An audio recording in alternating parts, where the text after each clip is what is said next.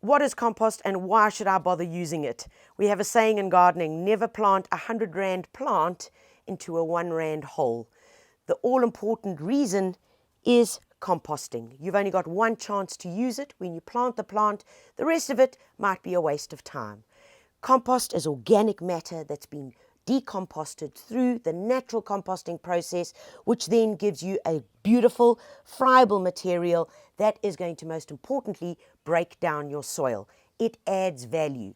Most of us do not have the perfect soils. We've either got a heavy clay soil, a very dry sandy soil, not the perfect loamy soil that we all want. By adding compost to your soil, you're improving and getting that balance right.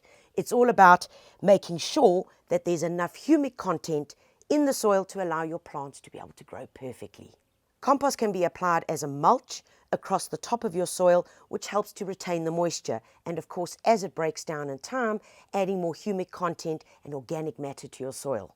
When applying compost to a new bed, before you've planted anything, apply it at a ratio of 1 bag of compost per square meter. When planting individual plants, it's important to remove the lower half of the soil of the size of the hole and replace that with compost. And that way you're taking away the poor subsoil and replacing it with good organic humic content. You can never add too much compost to your soil. You can liberally apply it. Also, you can be safe knowing the fact that it will never burn your plants. Compost is not a plant food. This is very important. Compost simply adds value and adds important aspects to your soil. However, it does not feed your plants with the correct nutrition. It is a soil builder rather than a plant food. When purchasing compost from your local builders, you're guaranteed that it's weed-free. Compost is available in 30 DM bags and 60 DM bags, depending on your application at home.